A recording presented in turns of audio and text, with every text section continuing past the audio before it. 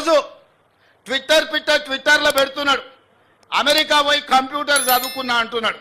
ఆ కంప్యూటర్ని పుట్టించింది, ఈ దేశానికి పరిచయం చేసిందే రాజీవ్ గాంధీ సన్నాసి. లేకపోతే ఎక్కడో గుంటూరులో ఇడ్లీ కూడా అమ్ముకుంటూ తిరిగేటోనివి. ఎందుకంటే ఆడికి చదువుకుంటానికి పోయినావు కదా, నువ్వు ఆన్నే ఇడ్లీ కూడా అమ్ముకొని బతికేటోనివి. లేకపోతే రైల్వే స్టేషన్లో చాయ్ సమోసా అమ్ముకుంటా సిద్దిపేటలోనే ఉండేటోనివి.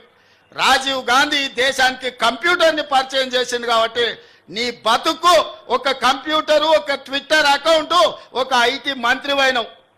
లేకపోతే ఐటీ శాఖనే ఉండేది కాదు.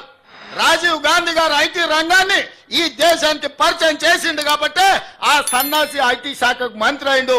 లేకపోతే దిక్కుమాలలోని బాధనే మనకు ఉండేది కాదు. కాబట్టి ఇవాళ ఈ పరిస్థితుల్లో అలాంటి రాజీవ్ గాంధీ దేశ సమగ్రతను కాపాడడానికి ప్రాణ త్యాగం చేసి ఈ దేశాన్ని కాపాడిండు.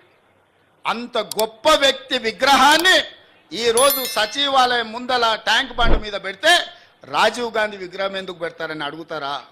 ఎంత బలుపు మాటలు కార్యకర్తలారా, ఒకసారి ఆలోచన చేయండి. అధికారం పోయినా మదము దిగలేదు. గాంధీ కుటుంబాన్ని కుటుంబ పాలన అంటున్నారు. ఆ సన్నాసులకు చెప్పండి, రాజీవ్ గాంధీ గారు ప్రధానమంత్రిగా చనిపోయిన తర్వాత దాదాపుగా 15-20 ఏళ్ళు కాంగ్రెస్ అధికారంలో ఉంది. సోనియా గాంధీ గారు ఏ పదవి తీసుకోలే. నేను చెప్తున్నాడు, ఏం చెప్తున్నాడు? రాజీవ్ గాంధీ గారు కంప్యూటర్ కనిపెట్టిండట. ఇక నీకు ఎంత తెలివి ఉందో దీన్ని బట్ట చెప్పొచ్చు. అయ్యా రేవంత్ రెడ్డి గారు, నీకు తెలియదు. దరిద్రం ఏంటంటే నీకు తెలియదన్న విషయం కూడా తెలియదు. నీకు ఎవడు చెప్తే ఇనవు. కంప్యూటర్ కనిపెట్టింది రాజీవ్ గాంధీ కాదు నాయన, చార్లెస్ బ్యాబేజ్ అన్నట్టు ఆయన. పాపం ఆయన కనిపెట్టిండు. ఆయన బాధపడుతున్నాడు, ఎక్కడున్నాడు కానీ ఆయన ఆత్మ అది బాధపడుతూ ఉన్నది.